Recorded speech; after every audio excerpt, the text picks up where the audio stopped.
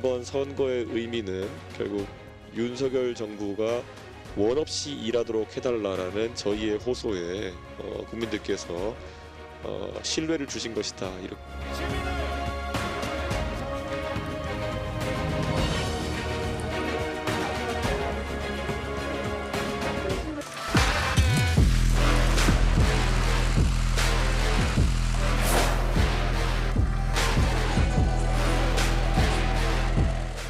이번 선거 패배에 대해 지지해주신 국민 여러분과 당원 여러분께 먼저 사죄드립니다.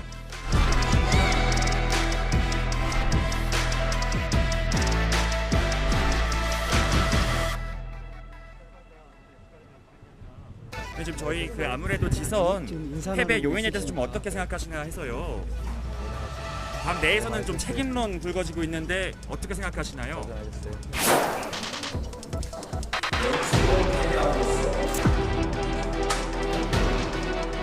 이 걸어온 길 전체를 길을 돌이키는 그런 회개가 지금 민주당에 필요하다.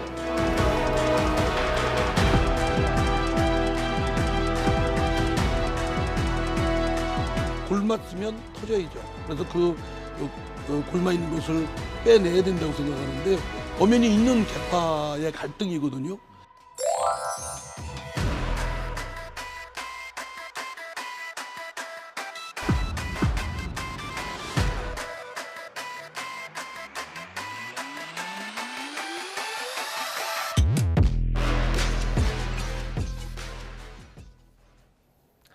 네, 영상으로 보신 것처럼 이번 지방선거 결과에 따른 여야 표정이 엇갈리고 있습니다. 하지만 쇄신과 혁신을 외치고 있는 건 여야 모두 같습니다.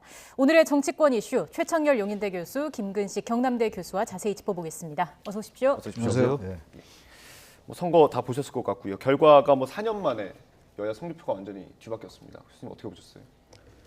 민주당에 대한 심판이라고 생각합니다. 예. 지난 대선은 이제 정권 심판론이 작동됐던 거였고 이번에 이제 야당이 됐잖아요. 예. 여당이 됐는데 야당이 대선 패배 이후에 어떤 아까도 윤호중 전 원내대표도 그런 얘기를 했습니다만 예. 영 반성과 혁신이 없었어요. 그리고 대선 패배의 장본인인 본인 예. 스스로가 이재명 후보가 출마했던 것, 예. 그리고 송영길 대표도 대선 때 대표였는데 책임지지 않고 본인이 또 서울시장 후보에 나오고 저는 이런 구도 자체가 중도층 유권자들에게 보수는 물론이고 상당히 좀 자연스럽지 않게 보였다고 생각을 하고요. 네. 또 그 이후에 보였던 그 검수완박 등 그 법안 예. 처리 과정에서 너무 이제 수를 가지고 밀어붙인 것, 예. 꼼수 탈당 같은 것 이런 부분들도 그렇고요. 성비 문제도 하나의 원인이 될 수 있겠죠. 예. 그리고 마지막에 그 이제 586 세대 용태론이라든지 박지원 이제 비대위원장이 얘기했던 것, 예. 팬덤 정치 안 된다 이런 얘기들이 또 당내 어쨌든 결과적으로 분란을 일으키고 예. 그러니까 전체적으로 볼 때 민주당이 이길 만한 요소가 거의 없었어요. 게다가 이제 이 국민의힘은 출범한 지 불과 20일밖에 안 됐기 때문에 네. 뭘 평가하거나 어떤 뭘 이게 얘기할 수 있는 대상 자체가 없었어요. 그러니까 국정안정론에 힘이 실릴 수밖에 없는 구조죠. 게다가 조금 더 다른 각도에서 얘기하면 윤석열 대통령의 나름대로의 통합 행보 예. 또 같이 그런 것들이 맞물리면서 완전히 지방 권력이 바뀐 거죠. 12대 5로 말이죠. 그래서 일단 이 부분은 민주당이 철저히 반성해라. 예. 그런 하나의 메시지라고 보고 바로 광주에서 투표율이 이렇게 낮았다는 게 그 입증하는 거 아니겠어요? 광주라는 지역은 가장 그 전략적 투표를 많이 한 지역이고 그리고 정치 관여도가 높은 지역인데 거기서 투표를 안 했어요. 거의 37.7%밖에 안 예. 나왔다. 이건 민주당에 대한 그거예요. 경고입니다. 그래서 전반적으로도 저는 마찬가지라고 본다. 그런 말씀입니다. 예. 김 교수님께서 어떻게 보셨는지도 궁금하고요. 여야 협치는 어떻겠습니까?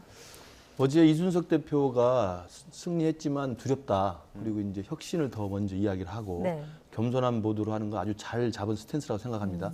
바로 그렇기 때문에 이번에 압승을 했다고 하지만 국민의힘과 여당에서도 오히려 남은 이제 임기 동안 제대로 하기 위해서는 협치의 손을 더 내밀어야 된다고 생각을 하고 예. 그런 의미에서 어제 윤석열 대통령실에서 경제가 우선이고 민생이 우선이다. 이것도 아마 이겼지만 자만하지 않고 오히려 그 지금 거대 의석을 또 야당이 지금도 갖고 있기 때문에 국회에서는 협치의 어떤 노력들을 계속 해야 된다고 보고요. 저는 이번 선거의 가장 큰 교훈은 우리 당도 지난 4년 동안 고생을 하면서 다 겪어봤습니다만 예. 반성하지 않는 정당에게는 국민들은 엄중하게 회초리를 계속 때립니다. 네. 그때 자유한국당 2016년에 대통령이 탄핵돼서 끌어내려왔는데도 전혀 반성 없이 홍준표 대표가 후보로 돼서 대선 출마해서 참패했죠. 예. 대선 패배했는데도 또 비대위 잠깐 거쳐서 또 홍준표 대표가 됩니다. 패장의 대표가 됩니다. 그리고 지방선거를 진두지휘합니다. 어떻게 됐습니까? 완전히 폭망했죠. 예. 폭망하고 비대위 잠깐 거치고 누가 대표가 됩니까? 황교안이 대표가 됩니다. 예. 가장 박근혜와 가까운 사람이 대표가 됩니다. 예. 그리고 또 폭망하는 겁니다. 4년 동안 폭망했습니다. 그러니까 반성하지 않고 바꾸지 않고 혁신하지 않고서는요, 국민들은 계속 회초리를 들게 돼 있습니다. 예. 모르는 것도 다 알거든요. 저는 민주당의 그 회초리의 첫 회초리를 맞고 있을 뿐이지 앞으로도 회초리 맞을 날은 계속 길다. 왜냐하면 지금 정신을 못 차리고 있지 않습니까? 예. 그래서 저는 민주당에 대해서나 지난 2016년에서 2020년까지 우리 국민의힘에 대해서 회초리를 든 국민들의 그 엄중한 심판의 그 따가움이라는 것은 정말 매섭고 엄중하다. 그래서 예. 정말 그 민심이 무섭다는 걸 좀 깨달아야 된다고 생각합니다. 네. 예. 선거 결과들 재밌는 것들이 좀 있어서 짚어볼게요. 서울시장 선거에서 오세훈 후보가 시장이죠. 오세훈 시장이 송영길 후보한테 모든 구에서 이겼는데 구청장은 또 민주당이 한 8개를 가져왔어요. 그러니까 교차 투표를 했다는 건데 그건 어떻게 볼 수 있을까요? 그 줄투표적인 성향이 여전히 강했는데 예. 그런 몇 개 이제 구청장 선거, 자치구 선거에서는 그런 경향이 안 나타났던 거죠. 예. 아마 이제 그 현직 프리미엄이 작용했을 겁니다. 아마 민주당의 현직들이 많이 당선됐어요 이번에. 예. 그 당선된 지역이. 예. 그러니까 그런 부분들 다시 말하면 이번 선거를 이제 전망할 때 투표율이 좀 낮으면 민주당이 유리할 거다라는 예. 전망을 많이 했어요. 그러니까 예. 결국 그렇지 않았는데 예. 그 이유 중에 하나가 이제 조직표. 그러니까 민주당이 지방 권력을 가지고 있기 때문에 예. 조직표에서 우세할 거다라고 해서 이제 그런 전망들을 했던 거였거든요. 네. 근데 지금 이제 구청장 선거에서 지금 17대 8인가요? 어쨌든 그렇게 여덟 개, 국민이 이겼단 말이에요. 8개 이겼는데 거기서 상당 부분 이제 현역들이에요, 민주당. 네. 그런 조직표라든지 이런 부분이 가동됐다고 보고 인물론 같은 것도 있었겠죠. 도봉구 같은 경우는 항상 이제 그 민주당이 이겼는데 예. 강북 지역에서는 강북, 성북, 노원 이런 데가 다 이제 민주당이 이겼는데 예, 도봉구도 저 국민의힘이 그래프로 이겼죠. 제가 보여드리고 저기 있습니다. 나왔잖아요. 국민의힘이 또 이겼어요. 예. 그러니까 저런 부분들은 이제 또 어떻게 설명할지 모르겠어요. 도봉구 같은 경우 이번에 이제 그 구청장이 3선을 했기 때문에 새로 나올 수밖에 없었거든요. 예. 현역이 아니었단 말이죠. 그런 점 때문에 그런 좀 8군데 정도가 예. 이긴 게 아니겠는가 뭐 그런 분석도 가능하다고 봅니다. 그 송영길 후보에 대한 반감이 좀 있었을 수도 있다라는 분석이 있기도 하던데요. 뭐 그렇게 따지면 딴 데 다 그러면 졌었게요. 그러니까 이 분석이라는 게 모든 게 이제 결과론적으로 분석하는 거거든요. 거의 이제 결과에다 맞춰서 분석하는 건데 또 송영길 후보에 대한 반발도 있었겠지만 뭐 그것보다는 어쨌든 그거야 뭐 저기 송영길 후보가 낙선을 했으니까 근데 그 지역에서 아마 그 인물론 같은 게 작용했을 거예요. 아마.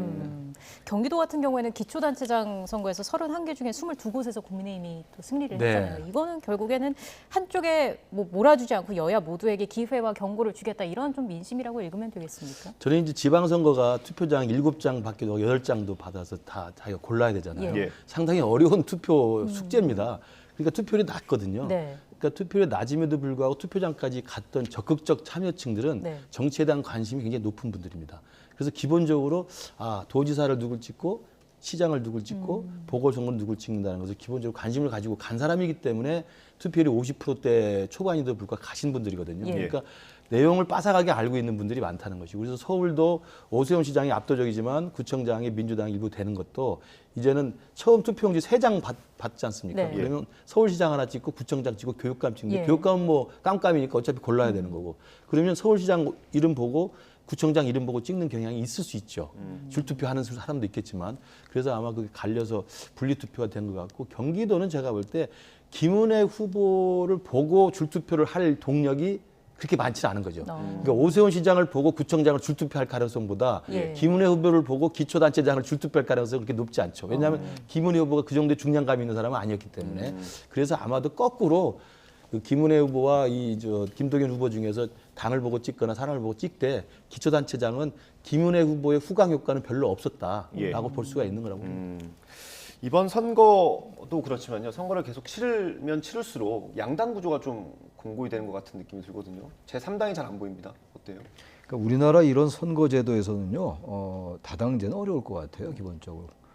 지난번 그 선거 때 윤석열 후보가 중대선거구제를 선호한다는 얘기를 했었는데 예. 지금 중대선거구제로 뭔가 바꾸거나 선거제도를 뭐 지난번에 이제 지난 정권 때 연동형 비례대표제가 얘기되다가 나중에 준연동형 비례대표로 바뀌고 뭐 위성정당이 나오고 이랬잖아요. 네. 그래서 완전히 그 이제 선거법 자체가 형해화됐었던 기억이 있는데 예.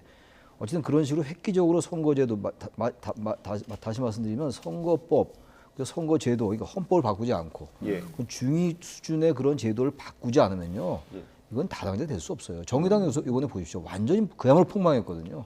진보당보다도 더 의석이 더 안 나왔거든요. 예. 그렇다면 이제 이렇게 제도적인 개선이나 변화를 주지 않는 한 어렵다고 보고, 게다가 이번 선거도 그렇고 지난 아까 말씀하신 그 자유한국당 때 또 미래통합당 때 지금의 국민의힘이 완전히 그때 이제 대선 총선 할 것 없이 다 연패에 늪에 빠져 있을 때 예.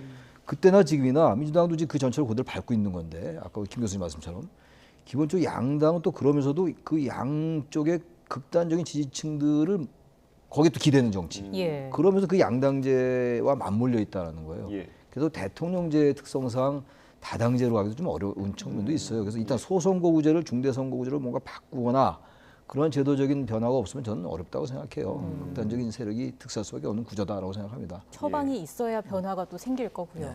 이번 선거에서 눈에 띄는 이색 당선인들도 좀 화제가 되고 있습니다. 저희가 이걸 또 그래픽으로 준비를 해봤는데 준비가 되는 대로 띄워주시죠. 진보 성향이 강한 서울 강서구에서 이른바 조국 저격수로 불리는 국민의힘 김태우 후보가 당선이 됐고요. 또 남양주 시장으로는 주광덕 후보가 최민희 후보를 제치고 당선이 됐습니다. 이런 부분은 좀 어떻게 보시는지요? 그러니까 경기도가 전반적으로 지난 4년 전보다 국민의힘이 좀 바람을 탔죠. 국정 안정론에 민심이 있었고, 그다음에 그 야당에 대한 심판론이 있었기 때문에. 그러나 이제 남양주나 강서 같은 경우는 전통적으로 민주당세가 강한 네. 곳입니다. 예. 거기서 이제 됐다는 점이 이색적이긴 한데, 김태우 이 구청장 당선인은 이 조국 저격수로 유명한 분이고 문재인 정부 때 청와대 감찰반에서 폭로를 하면서 예. 뭐 특감반 논란 맞습니다. 예. 그러면서 사실은 이제 징계도 받고 예. 사표를 쓰고 나와서 정치인으로 변신한 분인데, 김태우라고 하는 당선인이 갖고 있는 문재인 정권에 대한 저격수, 조국 저격수라는 상징성이 있은 데다가 또 하나 요는 뭐냐면 그 강서구청장 민주당 후보로 나온 분이 진성준 강서구 국회의원 보좌관입니다. 예. 그러니까 진성준 의원은 아시지만 최근에 그 무슨 뇌물 사건에 다 연루가 돼가지고 수사를 받고 있잖아요. 예. 그러니까 진성준 의원의 여러 가지 부정적 요인이 있는 데다가, 그리고 그 진성준 의원의 보좌관 출신이 새로 구청장 후보로 나왔기 때문에 네. 아마도 김태우라고 하는 조국 저격수도 문재인 정권을 탄압받는 인사로서의 그 이미지하고 이게 오버랩이 되면서 예. 강서구가 전통적인 민주당세였지만 이번에 이 국민의힘 바람을 타고 되지 않나 싶고요. 예. 남양주시 똑같은 케이스라 생각합니다. 최민희 의원이 민주당 후보로 나왔는데 예. 최민희 의원 뭐 방송에 패널로 많이 나왔습니다만 좋아하시는 분 굉장히 좋아하지만 또 중도층에 있는 분들한테 그렇게 이미지가 좋지는 않거든요. 제 생각에. 그래서 이제 최민희 의원이 갖고 있는 좀 그 강한 이미지, 여기에 또 최근엔 추미애 전 장관하고 조국 전 장관이 또 응원의 메시지도 보내서 아까 최 교수님 말씀하신 좀 극단적인 팬덤층이 있을지는 모르지만 중도층에서 이 승패를 좌우하는 스윙 보터들한테는 아무래도 주광덕 후보가 최민희 후보보다는 훨씬 더 합리적인 이미지를 갖고 있지 않았나. 예. 이제 그래서 저는 당선이 됐지 않았나 개인적으로 분석을 해봅니다. 예. 양당의 선거 이후 행보를 조금 더 자세히 보겠습니다. 이준석 대표는 이제 이겼는데 혁신을 하겠다 이렇게 밝혔어요. 네. 오늘 아침 인터뷰 내용이 있어서요. 그거 먼저 들어보고 얘기 나눠보겠습니다. 문재인 정부도 보고 이렇게 느낀 게 뭐냐면요. 잘 나갈 때 자기 혁신에 소홀한 사람들은 결국에는 정권을 뺏긴다. 박근혜 정부는 탄핵으로 그것도 안 좋은 모양새로 뺏겼고 문재인 대통령께서도 40% 지지율이라는 의미를 어떻게 해석하시는지 모르겠지만 5년 만에 정권 교체가 된 건 굉장히 이례적이거든요. 지고 있을 때는 개혁하자 그러면 다 죽자는 거냐 이러고 이번에 민주당 보셨잖아요. 네, 이 혁신위원장 자리에는 최재형 의원이 낙점이 된 것 같습니다. 최재형 의원, 뭐 상징성이 있는 인물이죠. 앞으로 어떤 방향으로 혁신을 하겠습니까? 일단 이긴 정당인데 혁신위원회를 띄운다는 것도 좀 생소하긴 해요. 예. 근데 진정당이 혁신위, 뭐 비대위 이런 거 하는 건데 저 말은 정확히 맞는 것 같아요. 잘 나갈 때 조심하지 않으면. 그러니까 제가 보면요, 전 뭐 출마하거나 이런 사람은 아닌데 이 우리나라 유권자들이요, 이 현안이나 이슈 그리고 정당의 여러 행태들에 대해서 굉장히 탄력적이더라고요. 그 순간 뭐 2달, 석 달 만에도 바뀌고 이러잖아요. 예. 지지율도 그렇고 말이죠. 그러니까 예. 너무 무서워요, 민심이. 정말 아무것도 우리 정치에 관심이 별로 없는 것 같아도요, 더 정확히 알고 있습니다. 그 이제 총선거도 그렇고 지방선거도 그렇고 대선도 물론인데 선거 결과를 보면 이른바 전문가라는 분들이 얘기하지 못했던, 예상하지 못했던 결과가 많이 나오잖아요. 예. 그만큼 민심이 무서운 거거든요. 다 보고 있다는 거예요. 아까 김 교수님 말씀처럼. 보고 있는데 그것을 모르는 게 정치인만 몰라요. 자신들만 거의 갇혀 있어요. 예. 아마 그 안에 있으면 모를 수가 있겠죠. 옆에 얘기를 좀 들어보면 알 텐데. 그리고 제가 항상 강조하는 겁니다만 보수와 진보가 있고 다 성향이 달라요. 유권자들이 다 사람마다 생각이 다른 거니까. 그러나 전체적인 집단 사고라는 게 있거든요. 그룹 싱킹이라는 게 있습니다. 예. 그 그룹 싱킹 중에서 중위 수준의 사람들이 어떤 생각을 갖고 있는가, 우리가 흔히 말하는 보편적 사고라고 그러잖아요. 예. 그런 것들에 초점을 맞추면 되게 답이 나오잖아요. 우리 여론조사 부단히 하지 않습니까? 이슈가 나올 때마다. 지난번에 김포공항 이전 문제가 이제 이번 지방선거에 이슈로 떠올랐는데 그 부분도 사람마다 다르고 지역마다 다르겠습니다만 대체로 좀 너무 늦게 나오는 거 아니냐 이런 예. 부정적 여론이 많았거든요. 네. 그럼 그거 접으면 되는 거거든요. 그렇지 않아요, 정치인들은. 아무튼 그래서 이번에 이제 국민의힘이 이겼음에도 불구하고 혁신을 띄우는 거는 바로 그런 생각을 가지고 있는 것 같은데 네. 혁신을 띄우는 건 좋은데 이왕 띄우는 거 너무 이제 공천제도 이런 데만 집착하지 말고 아까 여기서 말씀 나눈 그 선거제도 문제, 그 더 큰 틀에서 정치 개혁 문제. 예. 과연 이대로의 정치가 좋은 것인가를 화두를 가지고 가면 그건 완전히 이길 수 있는 화두가 되는 거거든요. 그건 민주당도 그렇고 국민의힘도 그렇고. 국민들은 선거를 하고 투표를 합니다만 과연 이렇게 지방선거, 대선 끝나지 얼마 안 됐잖아요. 예. 지방선거 했죠. 2년 후에 또 이제 총선이 있습니다. 그럼 예. 벌써 내년부터 총선 얘기 또 나올 거예요. 그럼 총선 끝나면 바로 대선 얘기. 예. 온 국민은 그냥 투표만 얘기만 하다 그냥 나를 지새는. 근데 그 투표나 선거는 과연 우리에게 무슨 의미가 있는 건가? 그러니까 국민들이나 유권자들이 투표의 효능감을 느끼기 위해서 정치를 개혁해야 돼요. 근데 그걸 하지 않고 당내 개혁만 하는 거는 그것도 물론 중요합니다만 네. 보다 중요한 거는 이 정치를 바꾸고 정치를 개혁해서 나갈 때 그 정당이 이길 수도 있는 것이고 우리 국민에게도 절실한 게 아닌가 그런 말씀을 좀 드리고 싶습니다. 그리고 말씀을 해주신 것처럼 선거에서 이긴 정당이 혁신위를 꾸리는 게 상당히 좀 이례적인 모습이긴 한데 혁신 관련해서 좀 첨언해 주실 내용이 있으실까요? 그건 이제 민주당의 지난 그 5년을 보고 반면교사로 우리 이준석 대표가 역시 머리가 좋으니까 예. 먼저 선수를 친 거라고 봅니다. 예. 이준석 대표도 이야기했습니다만 2020년 불과 2년 전이죠. 네. 예. 2020년에 민주당이 총선에서 압승을 하면서 예. 180석의 거대 의석을 가지면서 얼마나 오만하게 입법 폭출했습니까?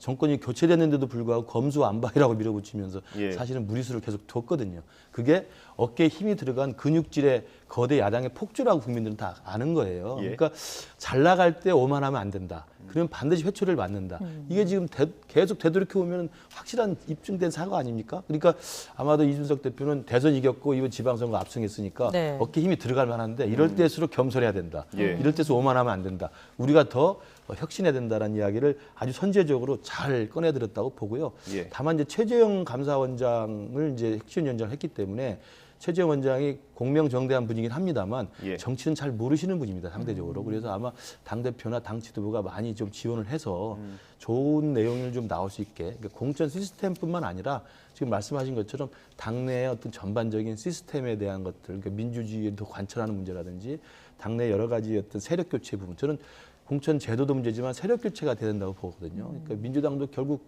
친명 반명 싸우는 게 결국 주도권 싸움이거든요. 네. 그러면 이 세력이 좀 더 합리적이고 실력 있고 중도적인 인사로 교체될 수 있도록 하는 그런 공천 시스템의 합리적인 개혁 같은 것들을 좀 고민해봤으면 좋겠다 이런 말씀을 드립니다. 이번에 경기지사 선거를 얘기를 좀 해보겠습니다. 제가 이 자리에서 그날 아침에 방송을 했어요. 정말 피말리는 방송하는 사람들도 피말리는 그런 접전이었습니다. 마지막까지 정말 할 수 없는. 근데 표 차이가 8천여 표 정도 차이가 났고 강용석 후보가 그보다 훨씬 뛰어넘는 표를 얻었단 말입니다. 그래서 지금 권성동 원내대표 같은 경우는 단일화에 대해서 좀 아쉬워하는 것 같고요. 이준석 대표는 반대인 것 같은데 교수님은 어떻게 보세요? 뭐 지나간 일이고 결과론적인 해석인데 아까 말씀처럼 예. 글쎄 강영수 후보를 그렇다면 입당을 시켜서 국민의힘에 그렇게 됐다면 중도표는 어떻게 됐을까? 그냥 강영수 후보가 그동안 뭐 상당히 극단적인 뭐 이미지가 좀 있는 게 사실이잖아요. 예. 극우적인 발언도 많이 했고 네.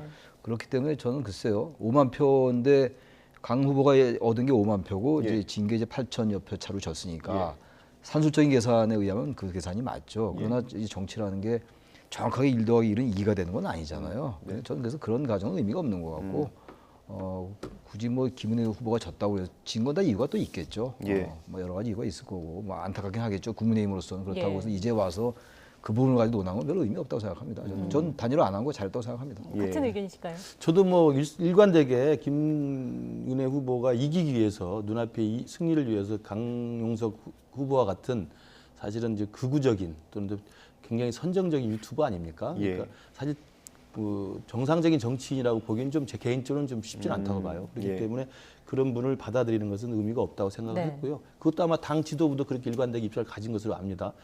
그리고 지금 와서는 이제 강용석 후보 측에서 단일화를 오히려 김은혜 측이 거부했다고 또 계속 책임 논쟁을 벌이고 있는데 네. 그러면서 또 그들끼리 또 내부분도 있는 것 같고 그래서 네. 그 부분은 저희들 신경 안 써도 될 것 같고요. 결국은 바람은 국정 안정론의 바람을 민심을 실어줘서 김은혜 후보가 상당히 약진을 했습니다만 인물론에서 상대적으로 예. 이제 경기도지사는 1,500만 명의 수장입니다. 그리고 다 대선 주자급들을 원해요. 예. 그렇기 때문에 사실은 인물론에서 상대적으로 굉장히 또 이 시내로서 굉장히 훌륭하게 선전을 했고 이 정말 떠오르는 혜성처럼 등장한 분이긴 하지만 인물에서 조금 미리지 않나 생각이 들고요. 예. 단일화 효과 때문에 졌다는 건 결코 아닌 게 지난 대선 때도 허경영이 0.83% 나왔습니다. 예. 이 0.95% 정도 나온 예. 거예요. 그러니까 언제나 그런 표들이 또 있을 수 있는 거기 때문에 그 표가 단일화했다 그러면 윤석열 후보가 허경영 후보랑 단일화했으면 더 이겼을까요? 그렇지 않은 거거든요. 그렇게 생각하시면 간단하다고 생각합니다. 예. 허경영 후보와 비교를 해서 설명을 해주셨습니다. 그 아까 이준석 대표에 대해서 굉장히 좋게 평가를 해주셨는데 이제 개인적인 어떤 정치적인 행보는 어떻게 될지 좀 궁금한데 어떻게 보세요? 일단 대선 승리를 이끌었죠. 예. 이번 지방선거 압승을 이끌었기 때문에 국민의힘의 여당 대표로서 입지는 강화됐다고 봅니다. 그러나 이제 이준석 당대표가 지금 현역이 아니고 예. 그리고 또 당내에 이른바 이제 자기 세력이라고 하는 확고한 지지 세력들이 그렇게 형성되어 있지는 않기 때문에 네. 가장 중요한 것은 지금 윤석열 정부, 특히 윤석열 대통령과의 당정 관계의 이 신뢰 관계를 어떻게 형성하느냐가 제일 중요하다고 봅니다. 그래서 그 시청자분들도 기억하시지만 대선 기간에는 사실은 이준석 대표하고 윤석열 후보하고도 여러 가지 우여곡절이 있었잖아요. 예. 뭐 봉합이 되기도 하고 화해도 하기도 했습니다만. 그래서 그 둘 사이에 있는 앙금, 이 불편함이 이번에 지방선거 압승을 계기로 해서 믿을 만한 또 신뢰할 만한 당정 관계 리더십이 만들어진다면 이준석 당대표도 상당히 탄력을 받을 수 있다고 보고요. 그러나 이제 그렇지 않고 또 하나 이제 변수가 되고 있는 게 이준석 당대표의 이제 비위와 관련된 예. 이게 이제 당 윤리에 지금 올라가 있는 상태여서 이 부분이 어떻게 정리되느냐에 따라서 이게 뭐 사실무근으로 정리가 될 수도 있고 예. 뭐 징계가 될 수도 있는 상황이기 때문에 이 부분이 어떻게 매듭이 지느냐에 따라서 이준석 대표의 그런 위험한 변수가 리스크가 정리가 된다면 저는 당정 관계에 아마 새로운 모습들을 창출하는데 이준석 대표가 좋은 모습을 잘 할 수 있을 거라고 생각합니다. 예, 지금 그 부분에 대해서 그래픽 나가고 있는데 이준석 대표가 오늘 아침에 윤리 개최되면 공개 회의하자 제안하겠다 이야기를 했습니다. 크게 문제될 거는 없다고 보는 모습이에요. 일단 이준석 대표는 계속 그렇게 주장을 하고 예. 있는 거고, 뭐 나름대로 또 뭐 무슨 뭐 논거 같은 게 있으니까 또 당 윤리위에 회부되지 않았겠어요. 예. 뭐 결과는 알 수 없을 것 같고, 그러나 지금 이제 큰 선거를 2번을 이겼잖아요. 지금 대선, 지방선거, 네. 당 대표로서 지휘를 했고, 이 문제가 뭐 계속 이제 보도는 되긴 될 텐데, 대개 이 문제의 그 이제 경로를 보면은 예. 그동안 경로를 보면은 좀 이 얘기가 나왔다가 또 사라졌다가. 예. 잠수했다 다시 또 뭐 다른 이슈, 정치 이슈가 쭉 얘기가 되다가 다시 또 나타나고 이렇게 하더라고요. 저는 예. 아마 그런 식으로 가면서 글쎄요, 그렇게 되면 안 되겠습니다만 뭐 확실하게 밝혀줘야 되겠습니다만 대한민국 정치에 있는 모든 일들이 모든 일까지는 아닙니다만 대체 많은 일들이 그렇듯이 이 부분도 그냥 이렇게 해서 유야무야 될 가능성이 높다. 근데 이준석 대표가 어쨌든 간에 큰 역할을 해냈기 때문에 예. 그런 것들도 감안되지 않겠는가라는 생각을 합니다. 현실적으로. 네. 그 국민의힘 중진이죠. 나경원 전 의원이 네. 아마 취임식에 초대를 받지 못했던 모양입니다. 그 다보스 포럼에 특사로 다녀오기도 했는데 어제 그 SNS에 좀 서운하다는 글을 올리셨더라고요. 어떻게 보세요? 글쎄요, 이 부분은 아마 이제 취임식 준비위원회에서 아마 좀 잘못을 한 것 같고요. 그리고 뭐 실무적인 착오인지 아니면 뭐 잘못을 한 건지 모르겠습니다만, 저 나경원 대표 같은 경우를 사실은 취임식에 초대를 안 했다고 한다면 그게 사실이라면 예. 저는 분명히 잘못된 거라고 생각합니다. 저도 초대를 받았는데 뭐 나경원 대표를 초대 안 하면 되겠습니까? 예. 말이 안 되는 이야기고요. 다만 이제 나경원 대표가 본인의 취임식 초대를 안 했다는 것뿐만 아니라 이전에 이제 자유한국당부터 내려오는 우리 국민의힘의 당 대표들 예. 이런 분들에게도 좀 잘 챙기지 못했다 이런 것도 같이 이야기를 하고 있어서 전반적으로 지금 이제 윤석열 후보가 대통령 후보가 되고 대통령이 됐지만 윤석열 후보도 이제 정치를 시작한 지 얼마 안 되시는 분이고 예. 국민의힘으로 작년에 입당을 하신 분이기 때문에 예. 국민의힘이 이제 내려오는 전통적인 당의 어떤 그 역사라고 할까요? 예. 이런 부분에 대해서 자칫 좀 이제 놓치는 부분이 있을 수 네. 있다고 봅니다. 그래서 그런 부분은 이번에 나경원 전 대표가 지적한 것처럼 좀 꼼꼼하게 잘 챙겨서 그래도 당의 역사라는 게 있기 때문에 당의 역사를 좀 잘 챙길 수 있는 그런 좀 주의 깊은 하나의 계기가 될 수 있도록 좀 돌이켜보는 상황이 돼야 될 것 같습니다. 네. 지금까지 국민의힘 상황을 짚어봤고요. 지금부터는 민주당의 사정도 좀 들여다보겠습니다. 이번 지방선거 이후에 최대 난관에 부딪힌 상황이죠. 이번 지방선거에 책임을 두고 원내에 진입한 이재명 의원에 대한 당내 갈등이 격화되고 있습니다. 오늘 아침에 어떤 이야기들이 나왔는지 먼저 듣고 돌아오겠습니다. 저는 정말로 이해가 안 가는 게 제가 그 전날까지도 그때 법사위 때문에 한참 우리 내부가 복잡할 때인데 그 와중에도 이재명 후보 계약 나온다는 얘기가 있던데 어떻게 되냐. 그 가까운 분들한테 다 물어보면 다 아니라고 그럽니다. 그 다음날 전략공천 발표를 해요. 비대위에서. 이거를 박지원, 윤호중 두 분이 그냥 얘기를 해버립니다. 그래서 저는 기본적으로 이 민주주의의 어떤 절차가 저는 왜곡됐다. 좀 쉽게 말하면 흔들려 버렸다. 이재명 의원은 왜 출마를 했다고 생각을 하세요? 저도 이해가 안 가요. 당이 그 결정 과정 자체가 사실은 당의 어떤 공식적인 시스템이나 이런 것들을 통해서 이루어진 게 아니죠. 공식적인 시스템은 뭡니까? 전략공천위원회에서 네. 그 컷오프를 시켰지 않습니까? 그렇죠. 사실상. 네. 그런데 그것을 하루아침에 저도 뭐 그 과정을 잘 모르겠습니다. 누군가의 영향력에 의해서 하루아침에 다시 없던 일이 되고 그래 결국은 서울시장 후보가 되지 않습니까? 이재명 의원입니까? 그러니까 그런 당의 그런 네, 저희가 지금 녹취를 쭉 들어봤는데 최 교수님 이게 지난 대선 직후와는 분위기가 좀 많이 달라진 것 같은데요. 어떻게 들으셨습니까? 그 대선 직후에 이재명 후보의 출마 여부가 많이 얘기가 됐었단 말이에요. 이건 대체로 상식적으로 볼 때 대선에서 진 이제 본인이잖아요. 본인이 바로 출마한다라는 게 일단 뭐 굳이 얘기하면 1차적으로는 정치 문법에 맞지는 않고 또 하나 국민에 대한 예의가 좀 아니라고 생각해요. 또 하나 더 나아가서 당이나 규범의 측면 말고 본인의 정치적 앞날 위해서도 그리고 민주당의 장래를 위해서도 저는 바람직하지 않다고 여러 번 말씀을 드렸어요. 왜 그 말씀을 드리냐면은 이제 과거 문재인 후보 때의 그 이제 경로를 따라가라. 근데 문재인 그때 대통령은 떨어지고 나서 굉장히 오랜 기간 히말라야 등산다고 그랬단 말이에요. 그 경로를 안 거친 거거든요. 다시 말하면 뭔가 잘못했다 떨어진 거는 이제 지지자들에 대한 어쨌든 간에 그건 반성할 면이 있는 거잖아요. 정치적으로 볼 때 그렇다는 얘기거든요. 그렇다면 그런 부분들의 그 기간은 필요한 거죠. 그리고 나서 또 하나가 계양을이라는 지역에 지금 송영길 후보가 있는데 송영길 의원이 있는데 그 송영길 의원이 갑자기 의원직을 사퇴하고 서울을 출마하고 광역단체장이니까 연고가 굳이 중요하지 않다고 하더라도 말이죠. 그리고 바로 그 자리에 경기도가 경기도지사를 했던 분이 인천의 계양을로 보궐선거 출마한단 말이에요. 그러니까 여러 가지가 좀 맞지가 않아요. 그것도 뭐 법률적으로 문제가 없죠. 뭐 국민의 선택도 받았고 이재명 후보가. 그렇지만 그러한 부분들이 어떻게 비칠까요? 문제인데 그게 이제 잠재하고 있다가 저렇게 막 쏟아지는 거예요. 그렇다면 배치를 달고 원내 진입한다고 하더라도 과연 당내에서 당권에 도전할 것 같은데 제 예측에는 과연 당내에서 그러한 부분들을 인정받을 수 있을 것인지 지금 저분들은 이른바 친문 아니겠어요? 홍영표 의원, 김정민 의원 이런 분들. 과거에 또 친문에서 무슨 문 그래가지고 또 여러 또 약간 그 팬덤 정치를 또 했던 분들이기도 해요.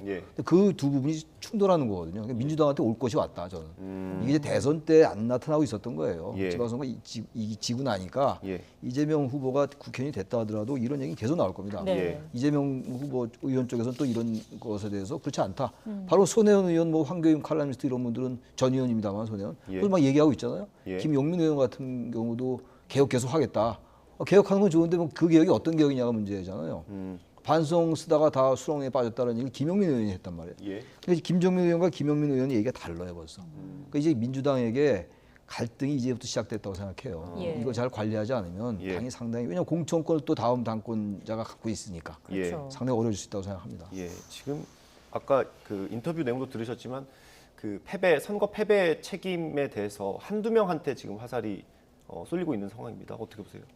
대선 패배 책임부터 사실은 내부에서 백서를 만들든 아니면 평가위원회를 만들어서 성찰을 했어야죠. 물론 이제 지방선거가 바로 코앞에 있기 때문에 대선 패배에 대한 이야기는 뒤로 하고 지방선거 모드로 전환을 했을 수도 있겠지만 대선에서 패배한 경우는 예전 같은 경우 삼김시대에는 정계 은퇴를 했었습니다. 그리고 영국으로 망명을 갔었어요. 예. 이제 지금은 이제 정치가 바뀌어서 떨어져도 또 나오고 떨어져도 또 나오고 그랬습니다만 저는 그래서 대선에서 패배한 패장들의 3인방이 사실은 당시 원내대표 윤호중 그리고 당시 당대표 송영길, 예. 당시 후보 이재명 아닙니까? 예. 이 세 분이 대선 끝난 지 3달도 안 돼서 서울시장 후보로 인천 계양을 후보로 그리고 비대위원장으로 예. 그대로 얼굴을 그대로 가지고 나온 거예요. 그러니까 국민들이 볼 때 아까 제가 말씀드린 자유한국당 4년 내내 회초리 맞았던 그 쓰라린 기억을 생각해 보면 저는 회초리 더 맞을 것 같다.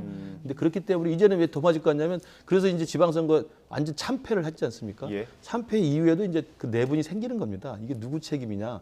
난파선에서 서로 내리라고 하는 거랑 비슷한 거죠. 그리고 이것은 내년에 이른바 이번 8월달 전당대회 당권을 쥐는 쪽이 예. 총선에 공천권 행사할 수 있는 현실적인 이해관계도 맞물려 있기 때문에 그렇죠. 결코 포기할 수 없는 싸움이 될 거고 이 싸움으로 민주당은 계속 내용과 지륵탕 싸움이 될 가능성이 크다. 예. 그러니까 이 부분에 대해서는 그러면 이재명 의원이 사실은 결자해지 차원에서 문제를 풀어야 되는데 모르겠습니다. 지금 어제 오늘 지방선거 패배 이후에 지금 침묵을 지키고 있습니다만 예. 이재명 의원이 어떤 결심을 할지 또 어떤 결정을 할지 그 지켜봐야 되겠습니다만 제가 느끼는 이재명 후보의 스타일로는 아마 내가 책임을 지니까 당대표 나가겠다 이렇게 할 거예요. 아마 아주 묘한 논리를 갖고 나올 겁니다. 그러게요. 예. 어떻게 보세요? 이 내부 분위기 계속 전대까지 이어진다고 보시는 거예요? 뭐 저는 그렇게 생각합니다. 지금 이 구조적으로 공천권을 포기할 수가 없어요. 예. 그리고 이재명 의원의 그동안의 정치적인 여러 가지 경로, 스타일, 뭐 인식 이런 거를 볼 때 당권 도전할 것 같고요. 네. 예. 당권에 도전하면 당연히 지금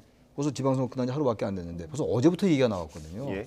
하루 이틀밖에 안 됐는데 이 정도 얘기가 나오면 이 갈등은 점점 증폭될 거란 말이에요. 예. 그러니까 친문 대 친명의 갈등 구도라고 흔히들 얘기하는데 네. 그 구도 플러스 또 다른 여러 가지 변수도 들어갈 것이고 그렇게 된다면은 이거는 걷잡을 수 없을 수 있어요.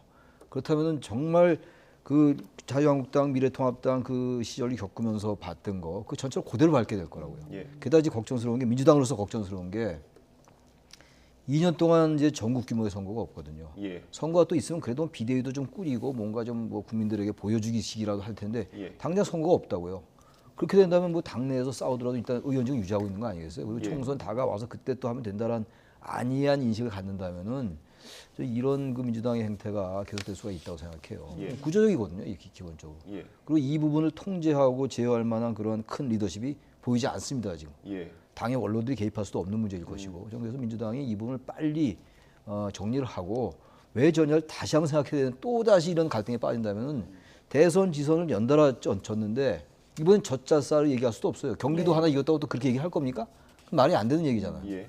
이제는 그런 명분도 없는데 뭘 가지고 또 얘기할 것인지 정말 이건 민주당이 환골탈퇴하지 않으면 안 된다. 예. 그 말씀 드립니다.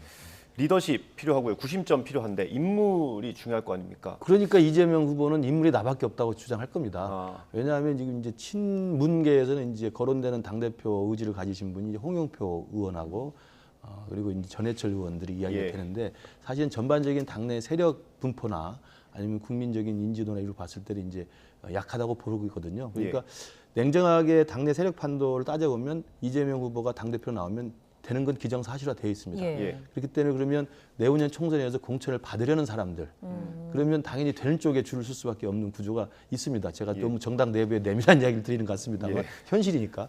그렇기 때문에 대세는 이재명 후보가 당권에 나오면 무조건 되게 돼 있는데 예. 문제는 과연 국민들이 그 모습을 어떻게 볼 것이냐의 문제이고 과연 민주당에게 이게 플러스가 될 것이냐 저는 더 큰 회초리를 들 거라는 생각을 아까 말씀드렸고요. 예. 더 중요한 것은 이재명 후보는 아까 제가 말씀드린 것처럼 회계한 논리를 잘 쓰시잖아요. 제가 볼 때. 예. 대장동 사건에서도 대장동은 당구질의 자기의 최대 치적이라고 했다가 갑자기 국힘이 주범이라고 이야기하지 않습니까? 예. 이렇게 하시는 분이기 때문에 저는 이런 그 이른바 그 구주류죠. 구주류 친문 계열에서 계속 공격을 해 들어오면 내가 책임을 지기 때문에 당권에 나간다는 논리 분명히 할 것이고요. 그리고 이재명 후보나 이재명 주위에 있는 친명계 분들은 뭐냐면 그동안 친노 친문 세력들에서 좀 배제됐던 주변부 분들입니다. 정성 예. 의원이 대표적인 비주류잖아요. 예. 그러니까 이분들이 이제는 기득권을 누렸던 그동안의 586 중심의 주류들 친노 친문 예. 너희들이 당장 우리 당의 가장 큰 기득권이다라고 공격할 수 있는 문화를 가지고 있어요. 그런 성정을 가지고 있습니다. 그래서 그분들이 아마 혁신의 타겟도 그런 586과 기존의 그 586 중심의 친노 친문의 주류를 기득권으로 몰아붙이면서 타겟팅을 해서 저는 쳐낼 가능성이 있다고 봅니다. 그래서 그러니까 이준석 대표는 오히려 이재명 의원이 나오는 게 정무적으로도 유리하다 이렇게 좀 그런 이야기를 안 하는 게 좋은데 자꾸 이야기를 해가지고 보고 있는 것 같아요. 저 글쎄 그 물어보시니까 제가 말씀드리는데 예. 저도 국민의힘 입장에서 그러면 그런 얘기 할 것 같아요.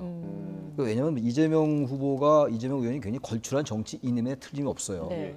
성남시장에서 경기도지사하고 대선에 출마하고 또 다시 이번에 또 하고 그러니까 아주 그야말로 불굴의 투지를 가진 그런 정치인인데 예.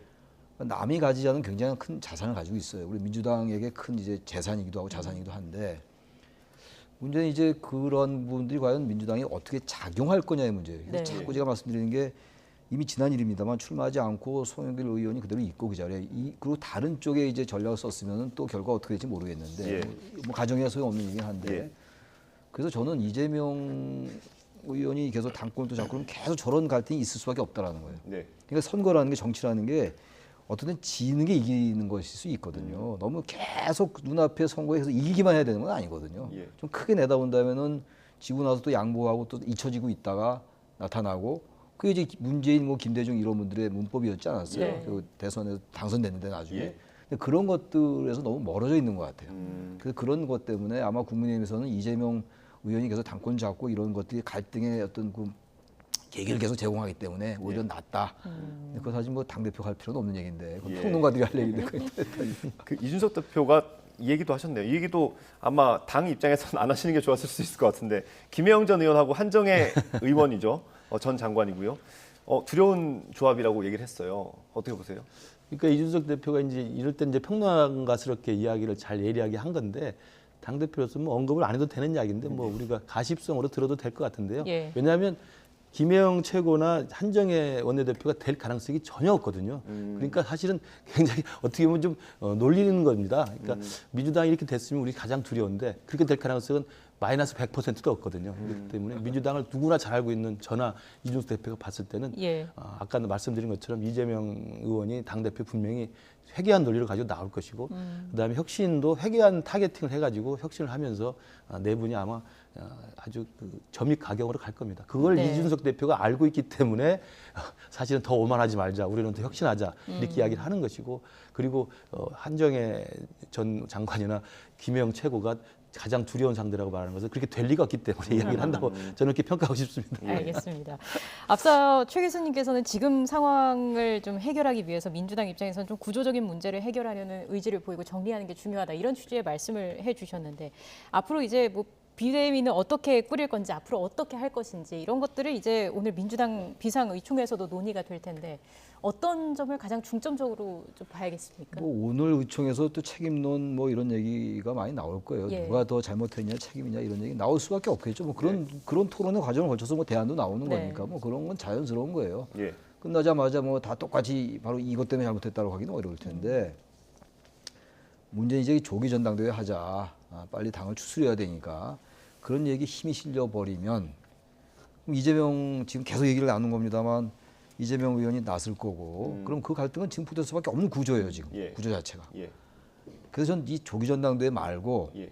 어쨌든 대선, 지선 연달아 전국 규모 선거 졌잖아요. 졌으면은 전당대회 열어서 빨리 당권 뭐 차지해서 새로 정비하는 것도 중요하겠습니다만 그것보다는 정말로 비대위다면 비대위 이름이 무엇이 됐건 예. 그렇게 해서 정말 왜 잘못됐는가를 다시 완전히 제로 베이스에서 예. 그래서 한번 다시 돌아봐 봐야죠. 마음을 내려놓고. 근데 네. 그게 쉽지는 않은 거겠죠. 예. 그게 쉽지 않으면 지는 거고 다음 총선 또 자신들이 살려면 그렇게 해야 된다는 거예요. 예. 국민들 위해서도 그렇고. 예. 근데 과연 그렇게 될 것인가? 아마 그렇게 되기 쉽지 않을 것 같다는 생각을 합니다. 네. 예. 저희가 양당의 상황은 지금까지 살펴봤고요. 저희가 마지막으로요. 이 부분 한번 보겠습니다.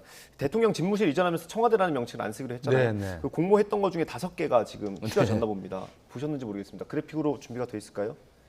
네.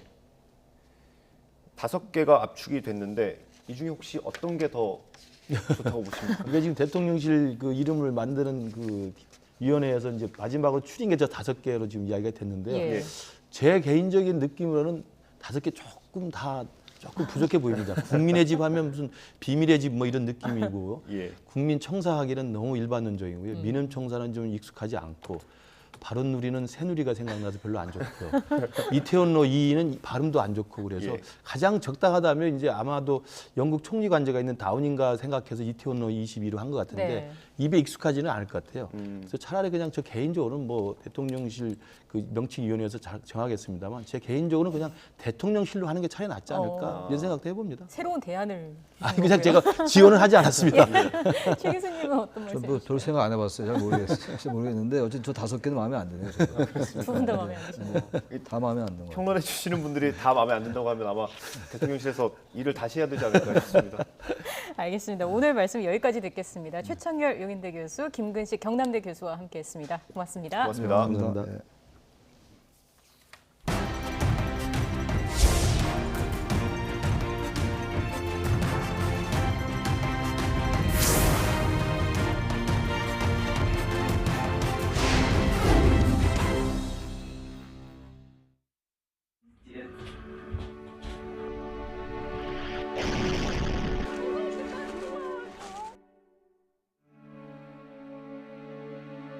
The Russian current objectives in this war is to occupy entire territory of Ukraine. The Russian troops still try to show at least some victory. We are fighting for our own land, for our country's existence, and we are fighting to prevent a genocide of our people. I have a very simple message to all of you that we are very much thankful to all Koreans and to Korea government, and I'm personally deeply touched by the warm support and good wishes from the Koreans to my country, which we receive every day. Each contribution made for Ukraine, which help us counter the Russian aggression. Thank you very much. 감사합니다. Слава Україні! Героям слава!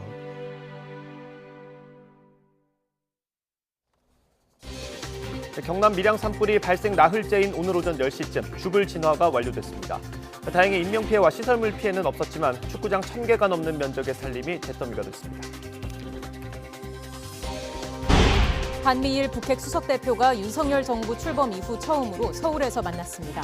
북한의 7차 핵실험 가능성 등으로 한반도 정세 불안이 고조되는 가운데 진전된 대북 공조해법이 나올지 주목됩니다. 지난달 소비자 물가 상승률이 5.4%로 2008년 금융위기 이후 13년 9개월 만에 가장 높은 수준으로 올라섰습니다. 글로벌 공급망 차질이 계속되는 가운데 소비 수요가 회복되면서 에너지와 먹거리, 서비스 가격에 비상이 걸렸습니다. 오늘 코로나19 확진자 수는 다시 10,000명대로 올라섰지만 안정적인 감소세를 유지하고 있습니다. 정부는 오는 8일부터 백신 접종 여부와 관계없이 해외 입국자의 일주일 자가격리를 모두 면제하기로 했습니다. 손흥민이 출전한 우리나라 축구대표팀이 월드컵 데뷔 평가전에서 브라질에 완패하며 세계 최강 삼바 축구의 높은 벽을 절검했습니다. 상암 월드컵 경기장을 찾은 6만의 팬들이 몰려 수준 높은 플레이에 환호했습니다. 네, 윤석열 대통령이 오늘 정보부처 추가 인선을 단행했습니다. 앞서 임명된 김규현 국가정보원장에 이어서 차관급인 2차장에는 김수현 전 대공수사국장을 낙점하고 기획조정실장에는 서울대 법대 출신으로 서울고검 차장검사를 지낸 조상준 변호사를 발탁했습니다. 한덕수 국무총리를 보조할 비서실장에는 역시 서울대 법학과를 졸업하고 서울고검 검사를 지낸 박성근 변호사가 임명됐습니다. 공정거래위원회 부위원장에는 공정위 상임위원을 맡고 있는 윤수현 전 기업거래 정책국장을 지명해 위원장보다 먼저 진용을 꾸렸습니다. 청와대를 나와 용산에 꾸려진 대통령실의 이름이 국민의 집을 포함해 5개로 압축됐습니다.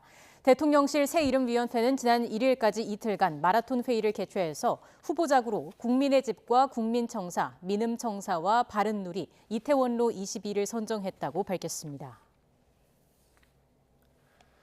이준석 국민의힘 대표는 당내 혁신위원회 출범과 관련해 이길 때 바꿔야 한다면서 당의 미래에 대한 사안 등 굉장히 논쟁적인 것들을 다룰 거라고 밝혔습니다.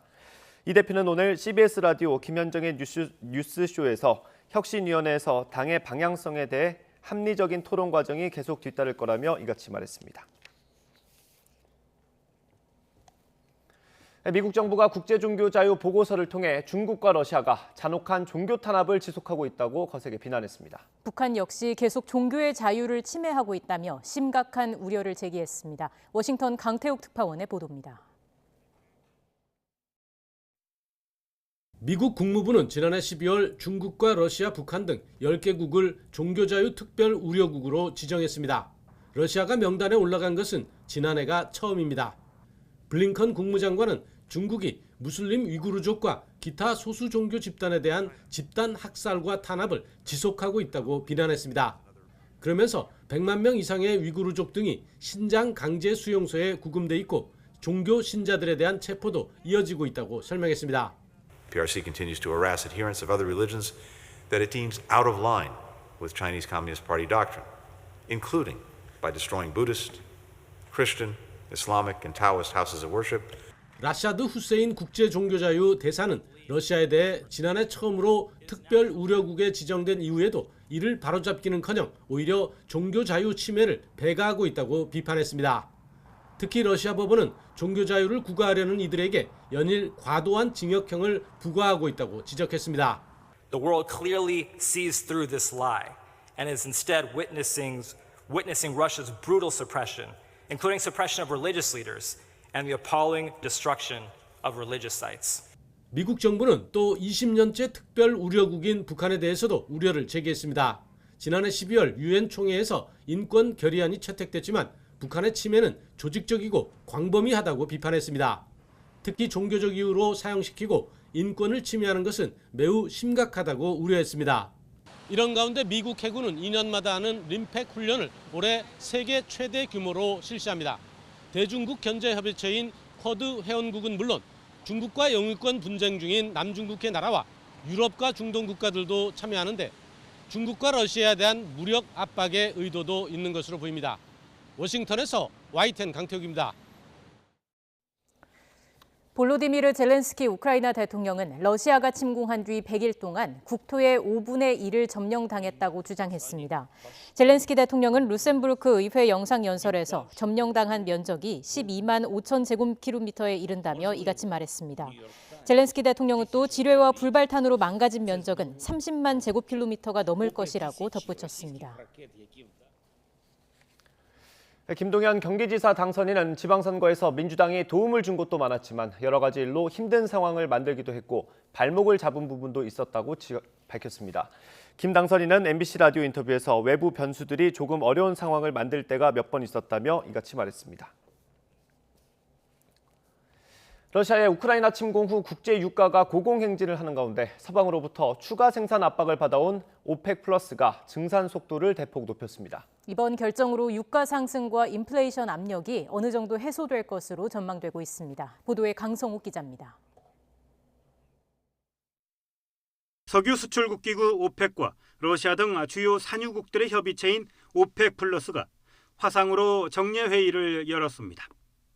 이번 회의에서 오는 7, 8월 하루 64만 8천 배럴 증산하기로 합의했습니다. 이번에 합의한 증산량은 기존 방침보다 50%가량 늘어난 규모입니다. 전달 증산량은 하루 43만 2천 배럴이었습니다. 오펙 플러스 회원국 가운데 증산 여력이 있는 사우디와 아랍에미리트, 쿠웨이트 등의 원유 생산이 늘어날 것으로 예상됩니다. 시장에서는 이번 오펙 플러스의 추가 증산 결정은 예상하지 못한 진전이라고 높게 평가했습니다. 백악관은 대변인 성명을 통해 오펙 플러스의 중요한 결정을 환영한다며 사우디가 주도하는 산유국들이 이번 합의를 위해 역할을 한 것을 알고 있다고 밝혔습니다. 외신들은 그동안 증산에 부정적이었던 사우디의 변화는 지난 2년 동안 얼어붙었던 미국과의 관계를 녹일 수 있는 신호가 될 수 있다고 해석했습니다. 로이터는 사우디가 생산량을 늘린다면 조 바이든 미국 대통령의 사우디 방문 가능성도 더욱 커질 것이라고 분석했습니다. 미국과 사우디의 관계는 지난 2018년 10월 사우디 반체제 언론인 자말 카슈크지가 터키 이스탄불의 사우디 영사관에서 무참하게 살해된 사건 이후 경색되어 왔습니다. YTN 강성욱입니다. 한국은행은 올해 이어 6월, 7월에도 5%대의 높은 소비자 물가 상승률이 이어질 걸로 예상했습니다. 한은은 이승환 부총재 주재로 물가 상황 점검 회의를 연 뒤 이런 전망을 내놨습니다.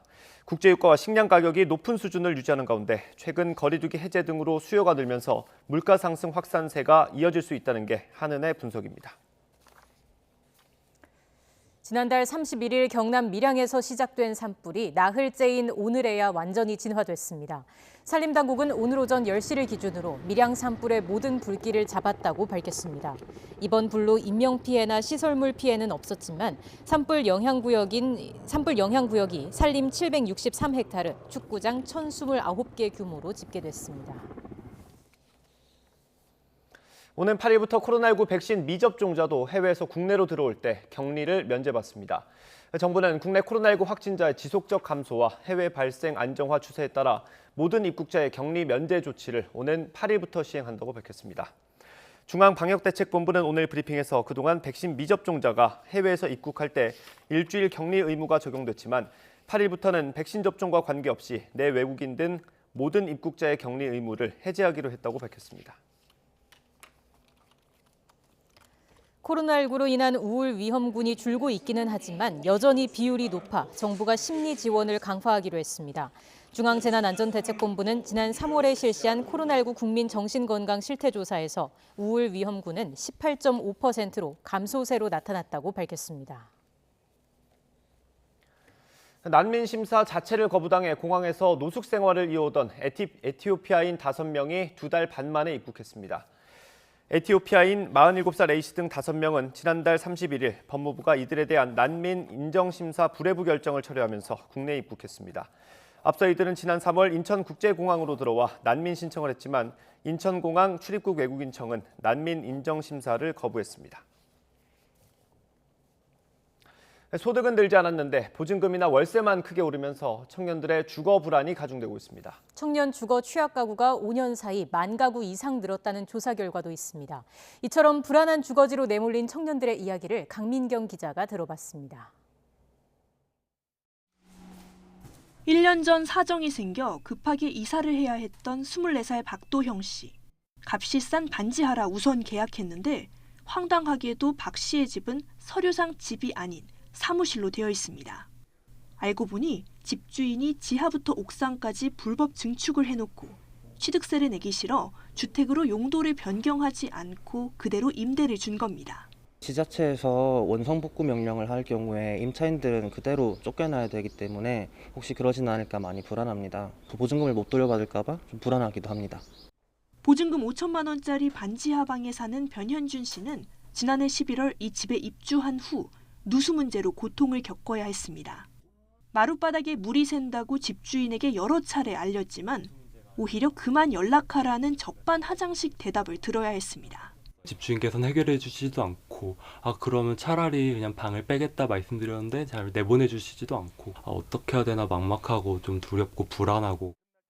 부동산 가격 상승에 매물 기근까지 겹치니 가장 피해를 보는 건 청년들입니다.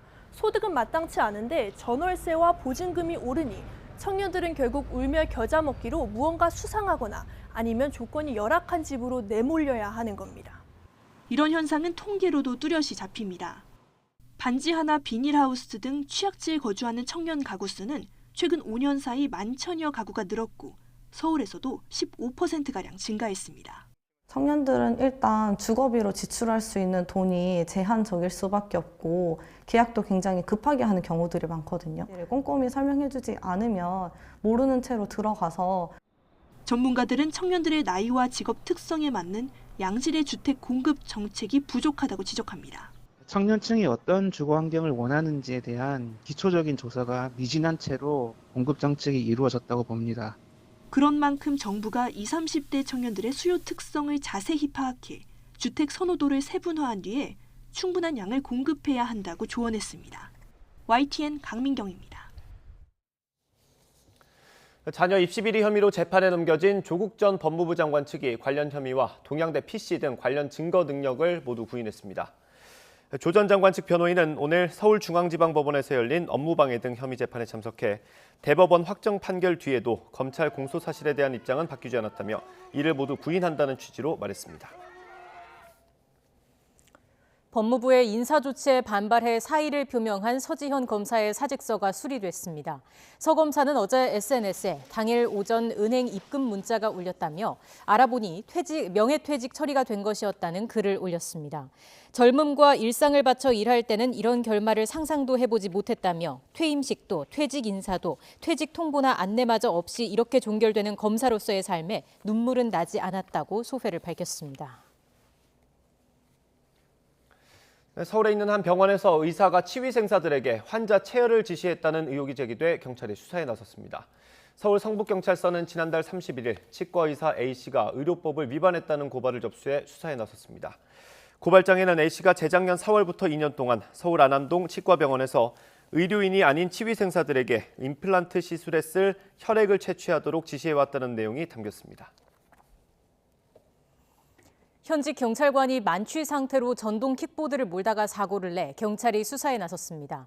오늘 새벽 0시 반쯤 서울 논현동에서 20대 A씨가 술을 마시고 전동 킥보드를 몰다가 운행 중인 승용차와 부딪혔습니다. 사고 당시 A씨의 혈중 알코올 농도는 면허 취소 수준이었고 신원 확인 결과 서울 중부경찰서 소속 현직 경찰관인 것으로 파악됐습니다. 실종 신고가 된 10대 지적장애인을 숙박업소로 데려간 30대 남성에게 법원이 징역형을 선고했습니다. 서울 북부지방법원은 실종아동보호법 위반 혐의로 재판에 넘겨진 30대 A씨에게 징역 10개월을 선고했습니다. 재판부는 실종 신고가 접수된 미성년자를 경찰에 신고하지 않고 데려간 A씨가 정신지체 장애인을 윤관한 전과도 있는 점을 고려했다며 선고 이유를 설명했습니다. 이른바 계곡 살인 사건으로 구속 기소된 이은혜와 조현수의 첫 재판이 열렸지만 변호인 측이 아직 검찰 증거 기록을 검토하지 못했다는 이유로 20여 분 만에 끝났습니다. 인천지방법원은 오늘 오전 10시 반 살인과 살인 미수, 보험 사기 방지 특별법 위반 미수 혐의로 기소된 이은혜와 조현수의 첫 재판을 진행했습니다. 검찰은 이은혜와 내연남 조현수가 남편 윤모 씨를 통해 더는 경제적으로 이득을 취하기 어렵다고 보고 거액의 생명보험금을 노려 계획적으로 살해했다고 주장했습니다. 오늘 오전 6시 반쯤 전남 광양시에 있는 아파트 6층에서 불이 났습니다. 이 불로 한 여성이 불길과 연기를 피해 베란다에 매달렸다가 추락했지만 다행히 소방 매트로 떨어져서 병원으로 옮겨졌습니다. 또 아파트 주민 다수가 대피하는 소동이 벌어졌고 일부는 연기를 들이마셔서 병원으로 이송되기도 했습니다.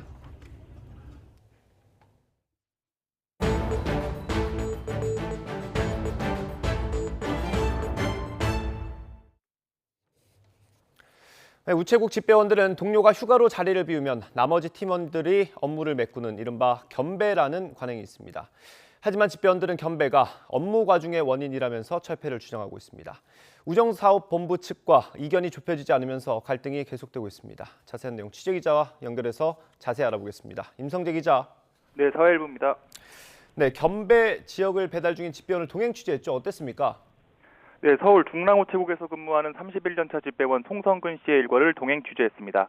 이 동료 한 명이 정년을 앞두고 그동안 쓰지 못한 휴가를 한 달 넘게 몰았으면서 이 업무까지 떠하는 상황이었는데요.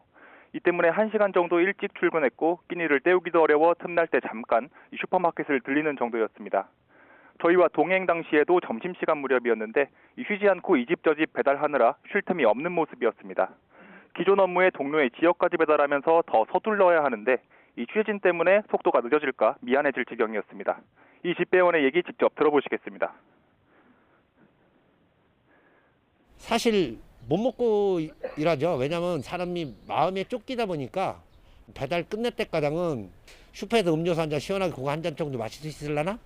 사람이 골마 터지기 전에는 사람을 안 주더라고요.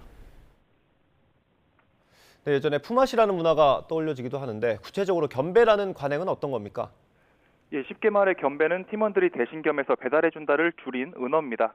공식 명칭은 집배 업무의 대행인데요. 우편 업무 규정에도 집배원이 업무를 수행할 수 없을 때 그 지역 사정에 익숙한 다른 집배원이 이를 배달해야 한다고 나와 있습니다. 앞선 송 씨의 사례 같은 경우 한 팀이 대략 8명인데 이 한 명이 휴가를 내면서 7명이 업무를 나눠서 했는데요. 산술적으로 휴가를 간 집배원이 하루 8시간 일한다고 하면 나머지 팀원들이 적어도 1시간 넘게 추가 근무를 해야 하니 이 정상 퇴근을 위해선 점심을 건너뛰어야 하는 상황이었던 걸로 보입니다. 네, 그럼 집배원들은 이 제도가 부당하다는 입장인 거죠?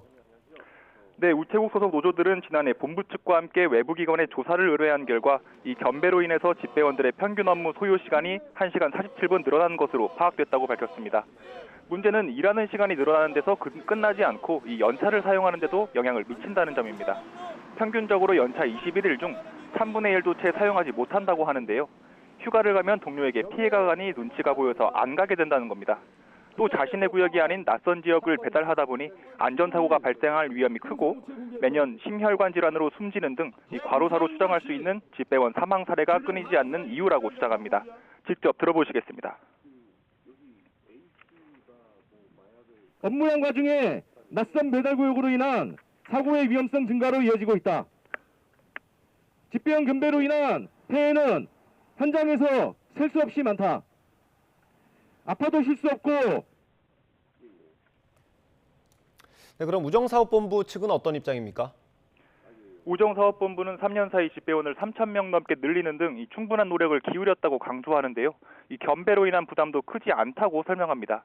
우정사업본부가 파악한 한 달 평균 집배원들의 초과 근무 시간은 10.9시간에 불과하다는 주장입니다.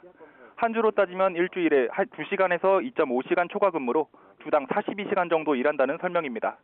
물론 지난 2018년만 해도 추가 근무 자체만 한 달에 42시간이었고 당시에는 과로한 업무였다는 걸 인정했는데요. 현재는 인력 충원 등의 노력으로 겸배를 폐지할 정도로 과도한 업무에 노출돼 있지는 않다는 주장입니다. 네, 앞으로 갈등이 좀 불가피할 것 같네요. 네, 노조 측은 우정사업본부가 제시한 통계가 실제 초과근무 수당으로 지급된 것만 계산했기 때문에 왜곡됐다고 주장합니다. 송씨 사례 등처럼 계산되지 않는 것까지 따지면 이 추가 근로시간은 더 많다는 겁니다. 또 3년 사이 3,000명 넘게 충원했어도 인력 예비율은 6.75%에 그쳐 이 국제 기준인 9%에 못 미친다고도 주장하는데요. 우체국 본부 노조는 다음 달 겸배 철폐를 위한 이 대규모 결의대회도 열 계획이어서 이 갈등이 이어질 것으로 보입니다. 지금까지 사회일부에서 전해드렸습니다. PGA 투어 진출을 예약한 김성현이 이북 격인 콤페리 투어에서 정상을 차지하겠다는 포부를 밝혔습니다. 신세를 지고 있는 멘토 최경주가 미국에서 아버지처럼 느껴진다면서 감사의 인사도 잊지 않았습니다. 최경주도 따뜻한 응원을 보냈습니다. 이지은 기자가 만났습니다. 미국 진출 뒤 11개 대회 만에 PGA 투어 티켓을 따낸 김성현. 최경주의 권유로 제주도에서 열리는 국내 대회에 함께 나섰습니다. 대선배 최경주는 김성현에게 든든한 정신적 지주입니다. 타지 생활의 어려움을 덜도록 함께 살게 해주고 조언도 아끼지 않습니다. 너가 시합이 없을 때 우리 집에 와서 같이 연습하고 맛있는 거 먹고 이렇게 편하게 지내라고 해주셔가지고 저도 또 먼저 다가가고 집밥이라고 그러잖아요. 사 먹는 거 말고 그런 것이 이제 마음에 그런 여유도 갖고 저도 과거에 보면은 이제 미국 생활 초창기 때 이제 쉽지 않은 그런 경험도 있고. 현재 랭킹 2위인 콤페리 투어에서 1위에 오른 뒤 PGA로 가겠다는 게 김성현의 현재 목표입니다. 그 투어에서 살아남기 위함이고요. 또 그 투어에서 이제 카드를 획득해서 그 다음 연도에도 또 칠 수 있게끔 하는 게. 일본 대회에서 58타를 기록해 58타의 사나이라는 별명을 얻기도 한 김성현. 큰 무대로 향하는 새로운 스타와 한국 골프 전설의 아름다운 동행이 잔잔한 감동을 안기고 있습니다. 너무나 아름다운 생각을 가지고 있고 앞으로 기대가 많이 되는 선수고 그 마음의 결이 변하지 않고 꾸준히 노력하고 한다면 정말 좋은 선수로 잘 자리매김할 것 같아요. 멘토이자 또 미국에서는 제 아버지 같기도 해요. 사실 제 개인적인 생각으로는 항상 시합 끝나면 연락 주시고 잘했다. YTN 이지은입니다. 영국 엘리자베스 2세 여왕 즉위 70주년을 기념하는 행사가 화려하게 막이 올랐습니다. 버킹엄궁 주변은 인파로 가득 찼고 96세 여왕도 비교적 건강한 모습으로 등장했습니다. 여왕에 대한 인기는 여전하지만 영국 왕실의 지지도는 낮아지고 있습니다. 김선희 기자입니다. 엘리자베스 2세 여왕 즉위 70주년을 기념하는 전투기의 고개 비행이 화려하게 펼쳐집니다. 나흘간의 축제를 알리는 대포가 발사되고 근위병들이 버킹엄 궁을 향해 행진을 이어갑니다. 런던 트래펄가 광장에서 버킹엄 궁으로 이어지는 1km 도로 주변은 인파로 가득 찼습니다. 버킹엄 궁 발코니에 엘리자베스 2세 여왕이 가족들과 등장하자 시민들은 열렬히 환호했습니다. Everyone's really happy. It's just an amazing experience. I think it's amazing to have the opportunity again to be in the middle of many people and everything's so peaceful. 비교적 건강한 모습의 여왕은 올해 96살로 영국 역사상 가장 오래 왕좌에 앉아 있습니다. 여왕의 인기는 여전하지만 가족들에 대한 여론이 좋지 않고 왕실 지지도는 낮아지는 추세입니다. 찰스 왕세자는 다이애나비 사건으로 여론이 갈리고 있고 차남 앤드루 왕자는 미성년자 성폭행 의혹을 받고 있습니다. 코로나19로 힘들었던 영국인들이 여왕을 중심으로 통합하는 분위기도 있지만 물가 폭등은 영국 경제를 짓누르고 있습니다. 서민 고통이 늘어나면 왕실에 대한 부정적인 이미지가 커질 가능성도 있습니다. 최근 설문조사에서 100년 뒤 왕실이 있겠느냐는 질문에 부정적인 답이 41%로 긍정적인 답 39%를 앞섰는데 특히 젊은 층의 변화가 두드러졌습니다. YTN 김선입니다. 오늘 서울 등 서쪽 지방은 한여름 더위가 기승을 부리고 있습니다. 현재 서울 기온은 29도 정도로 어제 같은 시각보다 4도나 높고요. 앞으로 기온은 2도가량 더 올라서 올해 들어 가장 더운 날씨가 될 것으로 보입니다. 낮 동안 시원한 반소매 차림하고 나오셔도 좋겠습니다. 다만 자외선이 무척 강하니까요. 모자나 양산도 챙겨 나오시기 바랍니다. 오늘도 전국적으로 맑은 하늘이 함께하고 있습니다. 다만 대기의 건조함은 여전한데요. 강원 남동부와 충북, 영남에는 건조특보가 이어지고 있습니다. 산불이 발생했던 밀양 등 남해안에는 일요일쯤 비가 예상되지만 건조함이 워낙 심해 완전한 해갈을 기대하긴 힘들겠습니다. 당분간은 산불 위험이 클 것으로 보이니까요. 계속해서 불씨 관리 철저히 해주시기 바랍니다. 오늘 서울 등 서쪽 지역은 기온이 30도를 웃도는 곳이 많아 마치 한여름처럼 덥겠습니다. 서울 31도, 대전 32도, 광주는 33도까지 오르겠습니다. 반면 동해안 지역은 속초 22도, 포항 24도로 비교적 선선하겠습니다. 때이른 여름 더위는 현충일 연휴 첫날인 내일까지 이어지겠고요. 이후 일요일과 현충일 당일에는 대체로 흐린 가운데 일부 지역에 비가 내릴 전망입니다. 낮 동안 강한 햇볕이 내리쬐면서 대부분 지역의 자외선 지수가 매우 높게 치솟아 있습니다. 여기에 오존 농도도 점차 짙어질 것으로 보이니까요. 외출하실 때는 자외선 차단뿐만 아니라 호흡기 건강 관리에도 신경 써주시기 바랍니다. 지금까지 YTN 윤수빈입니다.